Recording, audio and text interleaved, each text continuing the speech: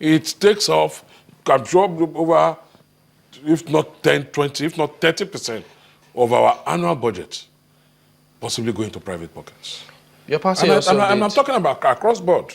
So if you can free these funds, you can plug the loopholes, you can cut the waste, because process of corruption is not just what is recovered from an individual. You know, the thing about it is, Ogala, you're also a lawyer. You know that some of these cases could take 3-4 years. You see, Chamberlain, you continuously make a mistake. With all respect.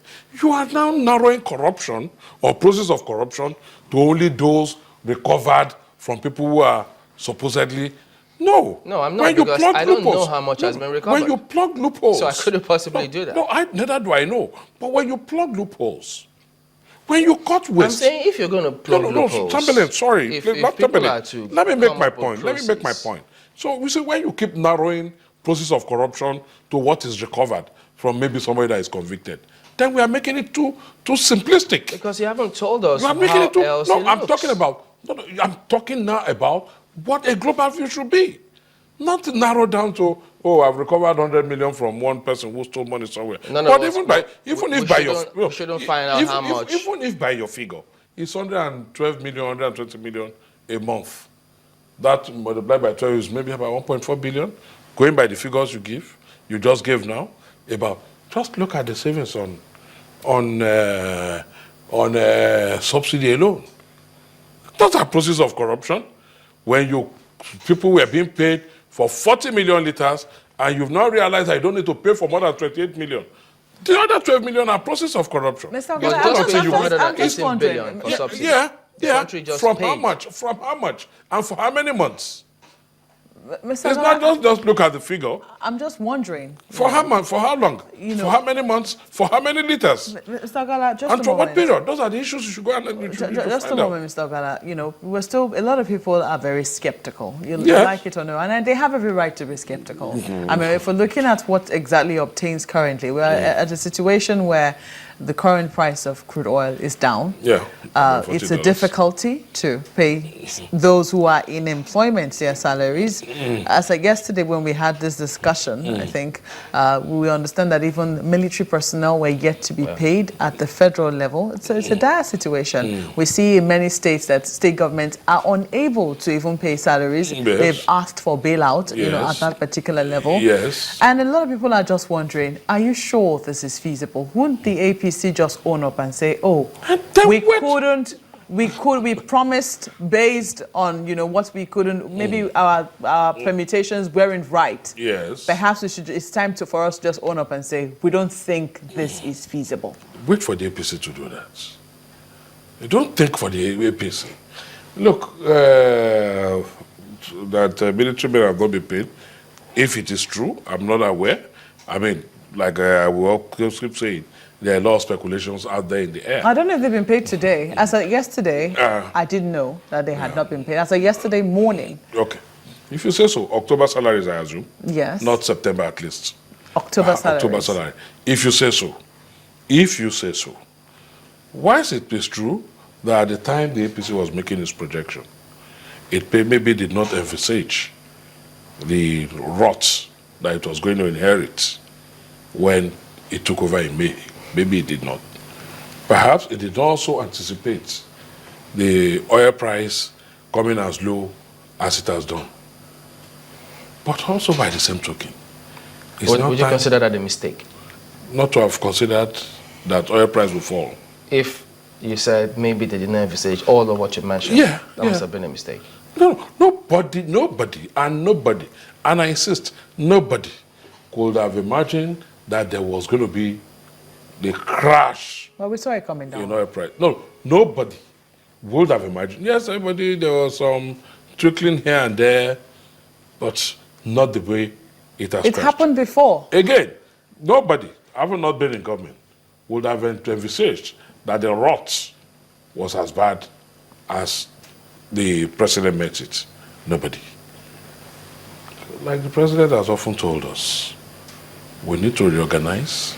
Mr. Ogala, I beg to disagree with you. Yeah, Some people would disagree with you on the fact that of course, many would disagree with me. Nobody saw the price of oil coming down. I mean, we've seen the price of oil crash before in this country. And those are some of the fundamentals upon which a government plans. That if we're a monoproduct economy and we're so dependent on commodities, the price could come crashing. Before this government, before the elections, the then coordinating minister of the economy did warn that we could be heading to a recession, and we're already being told to tighten our belts. Yes. So if that was the situation, as at that time, and even the PDP was skeptical that the APC would be making such flamboyant promises as far as they were concerned. And in a time when the country was going into a recession, or could be headed to a recession, how come it is then that we're now saying that nobody could have envisaged? The same coordinating minister was the same minister during the campaign, the heat of the campaign, when it was alleged that the country was bankrupt or going bankrupt, was the same minister who came forcefully on TV and said they were trying to denigrate her integrity. She went on and on and on and on. These were the same people who told us that the economy had been well managed, who refused to admit that the country was bankrupt. Because you are quoting that source bankrupt. now. Even though they bankrupt disagree, they said they never said we haven't declared bankruptcy, have we? I mean, pardon me? We haven't declared bankruptcy, have we? I don't remember her saying that I the country did was not. bankrupt. I did not. Please, I think you should listen to me carefully too. I heard you say and be bankrupt. patient. I used the word bankrupt. Yes. I used it carefully. I said this was a country that was almost, my opinion.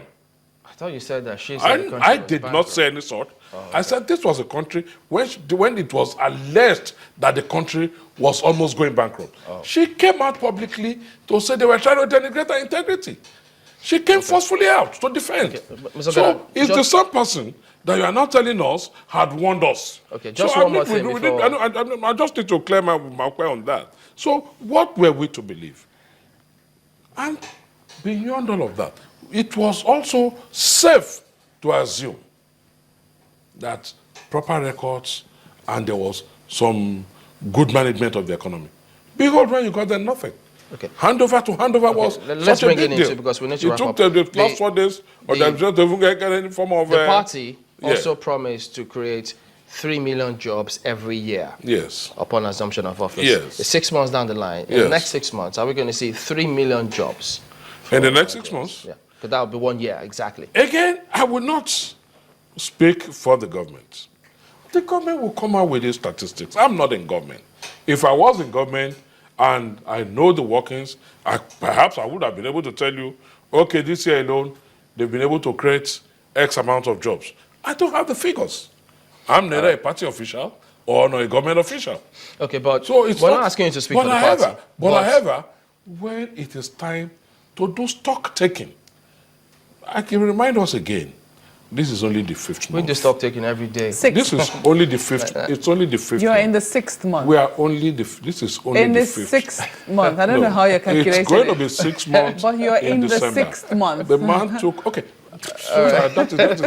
is a non-issue. It took over on the 29th of May. Yeah. I mean, perhaps almost the last day of the month. Okay. He's entering his 6 months in office or whatever we want to call it. I think that is a non-issue. So when it is time to do stock taking, I'm sure by the time he's presenting his budget, by January 1st, we should be able to have some mid-term report or half-year report from him. I think at that point, let me get your personal opinion on this matter before we wrap up. So now, from your own perspective, not for the party or for the government, do you think that in the next 6 months, that the government will be able to create 3 million jobs as promised? You see, if you start asking me, just a personal opinion. If you have already straitjacketed from what you've seen. No, sorry, Chamberlain. Not to hypothesize. No, if I've already been straitjacketed as an APC, no, sorry, let me say this. If I've already been straitjacketed as an APC member, whatever opinion I prefer will be perceived as partisan. But I say yes. And if you want me to explain, I can explain how it is. I think yes will suffice because of our time. I will tell you how it is doable and what I see that is making it look doable and real. I'm afraid you don't want me to say that. Okay. No, we have to go because we're taking way too much time. Thank you very much indeed for coming on. It's my pleasure. Mr. Babatunde Ogala is a legal practitioner and also a member of the APC.